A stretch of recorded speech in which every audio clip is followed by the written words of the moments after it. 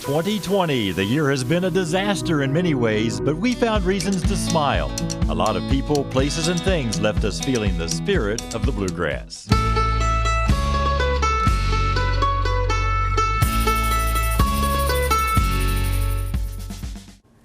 Hi everyone, I'm Marvin Bartlett. We have a lot of hard-hitting stories in our nightly newscast, and admittedly, many of them are sad. Stories about scams and scandals, diseases and disasters. Sometimes we need to be reminded of the good around us. So over the next half hour, we'll revisit some of my favorite feel-good stories from 2020. Let's start with art. So this is your workshop down here? Yeah, this is the workshop. When Minnie Atkins takes a visitor into her she shed, they're surrounded by wild creatures and colorful people, possums and pigs, sheep with songbooks, figures from the Bible, nursery rhymes, and her imagination. I don't know what it is, and I don't know who I'm making first, so I'm going to call it a who what. Art collectors from all over the world have been in this workshop in Elliott County. I've heard, that I've been recognized nationally and internationally as a famous folk artist. That recognition really took off after Minnie was featured in the 1989 book, Oh Appalachia, Artists of the Southern Mountains. Almost every day you can find her in her living room with a towel in her lap, whittling away at a piece of wood. Oh, I love it. I don't like to be called a folk artist. I like to be called a wood carver. It's something she's done since she was a little girl, carving things to play with because her family couldn't afford toys. And you ain't never supposed to whittle towards you, but I do sometimes. She sold her first pieces to a gallery in Moorhead in 1986. She still has the bill of sale, showing she made $32 for 4 figures. Now collectors will pay hundreds of dollars for just one. Oh, I'm a-telling you, in the beginning it was all about the money, and paying your electric bills and all of that. A yard sale is good, but a flea market's better, and a gallery is better than that, and a museum's where it's at. Her pieces are in a lot of museums, from the Folk Arts Center in Moorhead to the Smithsonian. And 170 of them sit on a table in the Lexington home of Mike Norris. Ring around the moon. He's written 4 children's books, illustrated by pictures of Minnie's carvings. He sends her 10 rhymes at a time, and within days she has figures to match them. Are we all us, or just a part? Who can be trusted, head and heart? Am I for mine, and you for yours? Who holds the sign, hooray for ours? Art is not about holding on to something and clutching it tightly, but it's sharing it with other people. And when you're free enough to do that, you'll be rewarded. And I've seen that over and over again with Minnie. Their first book was The Bright Blue Rooster, and roosters and chickens have almost become Minnie's signature work. She's made more of them than she can count. Can't you see that it's taking shape? Now, as she's about to turn 86, Minnie Atkins is still as sharp as her knife, with no intention of slowing down. I hope and pray that God will make me able to keep on a-keeping on till He gets ready to take me home. Until then, let the chips fall where they may. There's more whimsy to add to the world from this little house in the hollow. You have to love her spirit. I met a young man this fall who has the same kind of drive and love for people. He's not an artist, but he is an entrepreneur with a sweet future. A banner outside Thomas Nelson High School encourages students to achieve the impossible. Parked nearby is the improbable. When I came up with the idea of an ice cream truck, my mom was like, well, what? How are we going to do that? And my dad was like, I don't know if you can do that. And I was like, well, I said, we just got to get at it. When 16-year-old Benjamin Williams puts wheels in motion, things get done. My best seller is either the Butter Pecan or the Bourbon Crunch.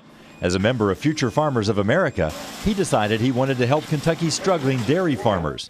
So he bought an ice cream truck. Well, I said, I've had my fair share of manure scooping, so I was like, I want to lean something towards business. When Ben bought this truck 2 years ago, he wasn't old enough to drive it, and it certainly didn't look like anything you'd want to serve food out of. He found the 1989 panel truck in a junkyard. Of course, since it's aluminum, it didn't rust, thankfully, but it did have a lot of mold on the outside of the truck.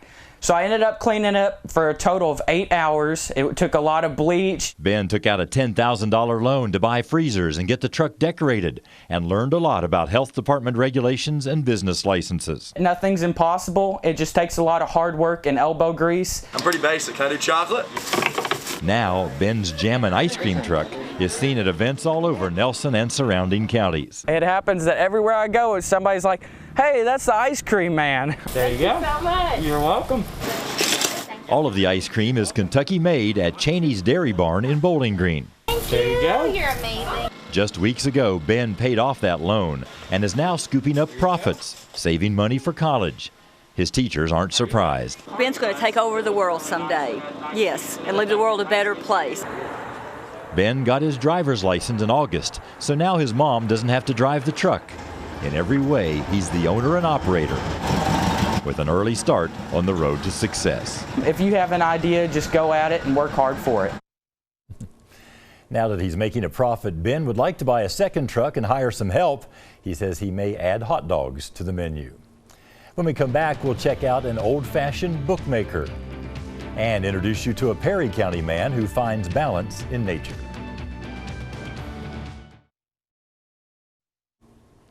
One recent report showed digital book sales are up 120%, but reading on a tablet just doesn't do for some folks.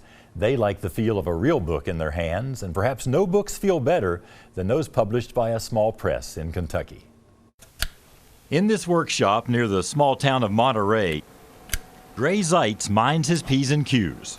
I guess it helps if you're a little dyslexic, because everything is backwards, you know.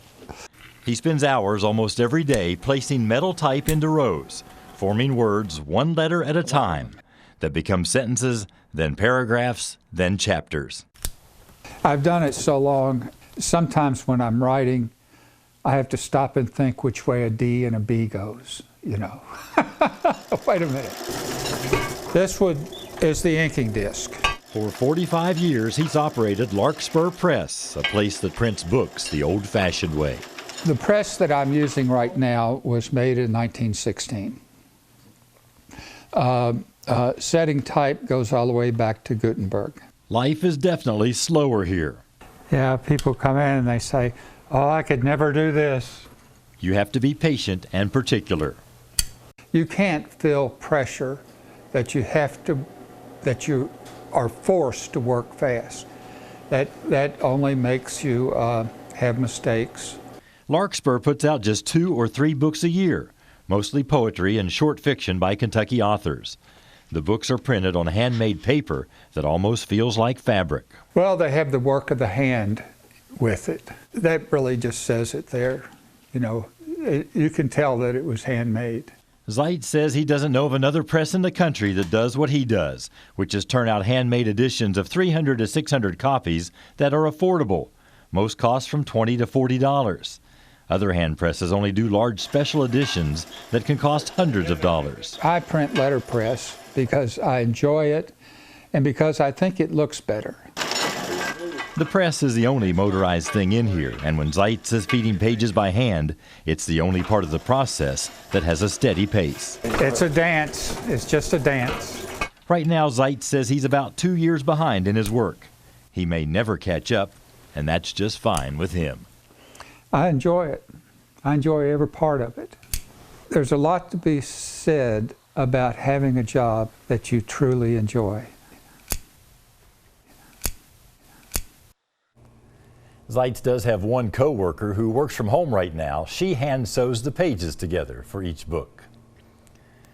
Earlier in the year, I met another man who loves solitude. He beats the boredom of living during a pandemic by finding balance in nature.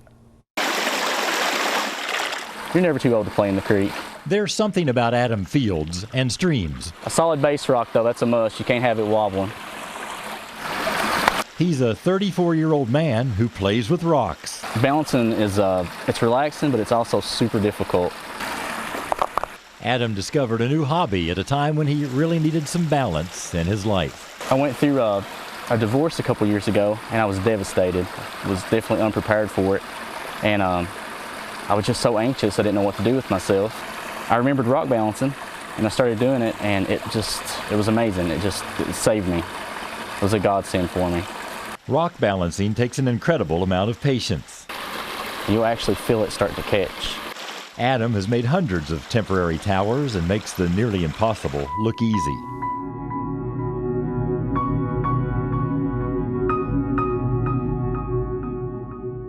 People have a hard time believing it's possible. I've heard glued, I've heard wires. Some friends joke with me that it's got to be some kind of black magic or voodoo. We're almost there. The moment of balance can come in an instant. You can feel the vibration going from the bottom to the top, and then it connects. It's like gravity lines up. It's like magic. It never gets old. Adam loves showing others how it's done, even a rockhead like me.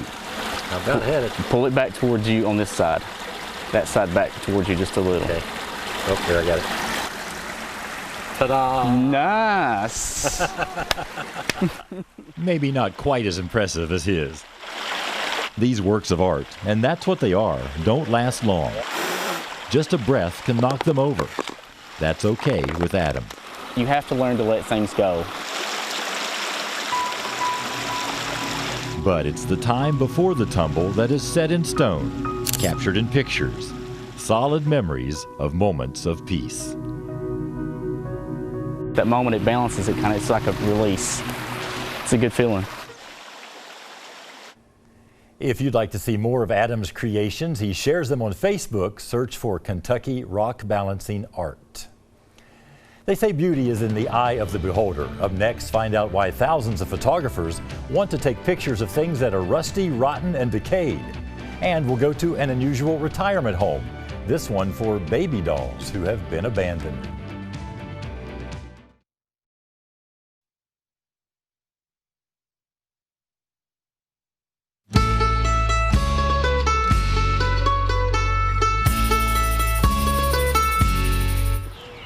An abandoned house is like a beacon to Al Cox. You can't drive down a road without finding one. He jumps out of his car every time he sees a deserted dwelling.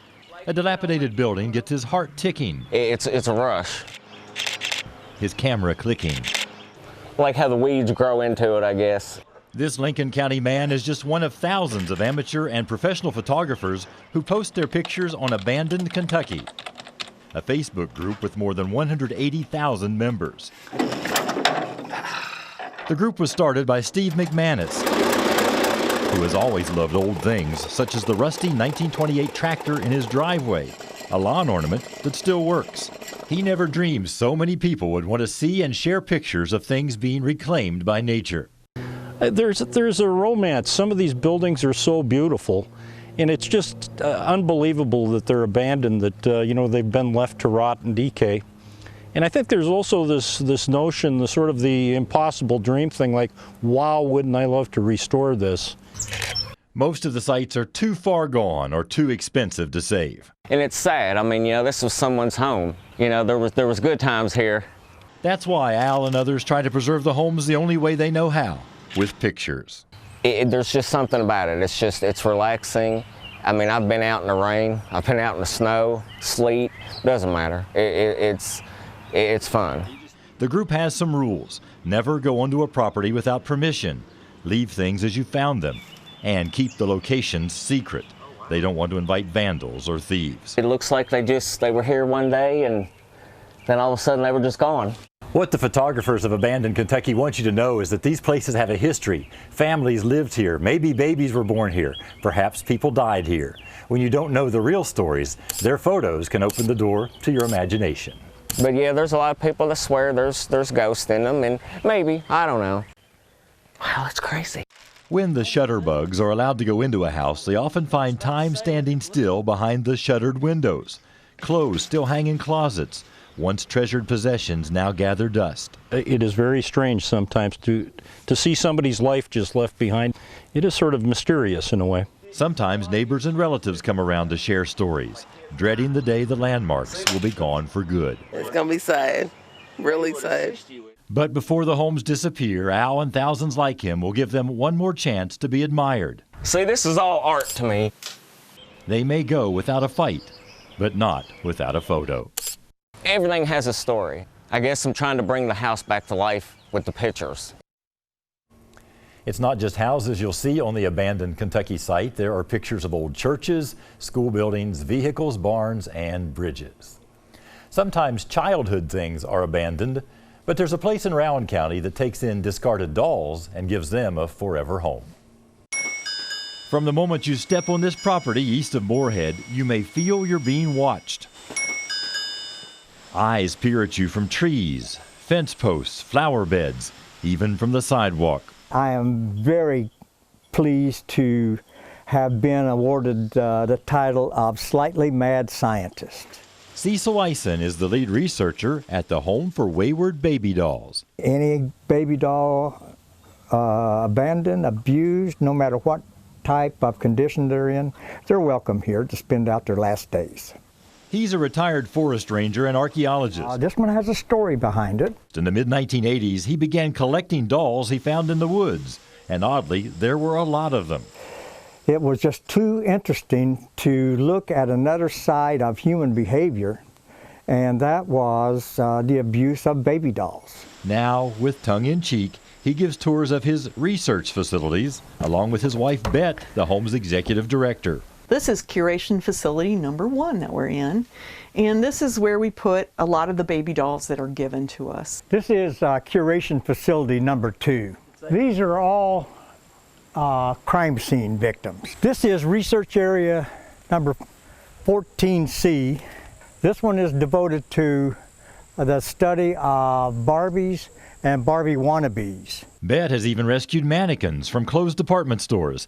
They sit on the porch and change clothes with the seasons. Normally we don't really have to decorate very much for Halloween. It's already here. In fact, that's what the dolls are, decorations. Some might call it folk art. I just call it the way we live. They have toys where others might place a bird bath or pink flamingo. We decorate with what we have on hand, and luckily for us, I guess, we have lots of baby dolls. The Eisens realize some people think this is creepy. For them, it's just watching what nature can create through the natural process of decay. Now dolls come in from all over the world. In the height of the clown scare, a lady brought us this whole box of clown heads. The person who delivered this one thought that it may be from another world. There are even some dolls here that are reputed to be possessed or haunted. If visitors want to go near those, Cecil provides a lead vest for some extra protection. I don't question them, I just record as they come in. Until we receive adequate funding, the barn will have to do. It's hard to describe this place. It's not a tourist attraction or museum, although it gets plenty of visitors. And despite what Cecil tells you, it's not a real active center for scientific discovery. I still dabble in research, but for the most part now we're a refuge. What it is a curious place where smiles may last for generations. Home sweet home for a man, his wife, and their hundreds of babies. I hope it's just a happy place. The best way to see the collection is to follow the Home for Wayward Baby Dolls on Facebook. Up next, a house that looks like it's for the birds. We'll go inside a cozy nest.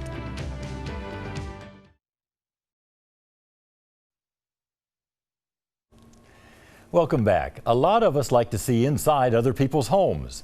There's a house in eastern Kentucky that people have been trying to peek inside for decades. It's a nest unlike the rest. In the city of Hazard, Kentucky, there's an inn that's really quite ducky. The kitchen is neat, the bedrooms are sweet. If you stay there, you'll likely feel lucky. But on the outside, it's rather absurd. My word, it looks like a bird. The builder must have had a screw loose to design a house while eating the goose. An idea for the birdies. It started in the 30s. George Stacy's Thanksgiving dinner was great. Inspiration came on like a light. He liked what he saw on his plate. Mind you, was drinking a little bit that night.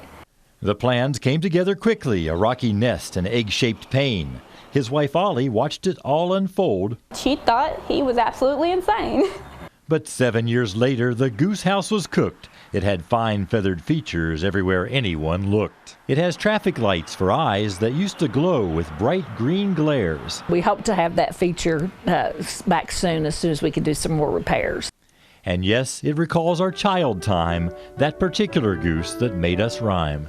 Goosey, goosey, gander, where shall I wander? Sherry Spradlin now manages the Goose as a bed and breakfast nest. Alice McIntosh and her niece Reagan give tours. They know the place the best. Their family tree includes the Stacys, the home's history they can produce. If you look into the corner of this room, you'll actually see the stairs that lead up to the head of the goose. The attic shows the structure spine. It's actually an inverted boat. There's a museum up there with pictures that share how they've kept the goose afloat.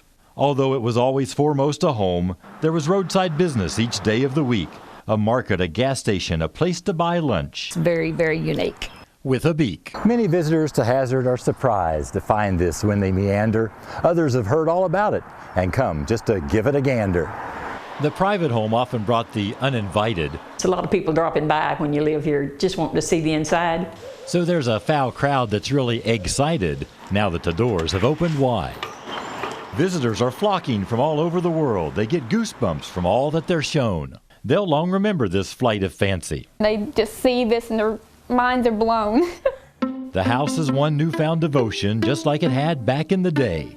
It was not a bird brain notion. We'd love for you to come and stay. If you can't stop for a visit, at least give a honk as you pass. I'm Marvin Bartlett in Hazard with the spirit of the Bluegrass. Maybe I had a little bit too much fun with that one. Well, I'll leave you now with a little music. This fall, I met the artists at Turtle Farm Pottery in Wolfe County. They're also musicians, 2/3 of a group called the Handshake Deals. Until next time, I'm Marvin Bartlett with the spirit of the Bluegrass. Well, you can barely hear the train whistle blowing across the river tonight. The cow farmer's trying to get all of his hay dry. But he can't tell the wind from the work. Then he can't tell the sweat from his dang t-shirt. He feels the years start to roll by as he spits on the ground and looks up to the sky. It's always one thing after another. It looks like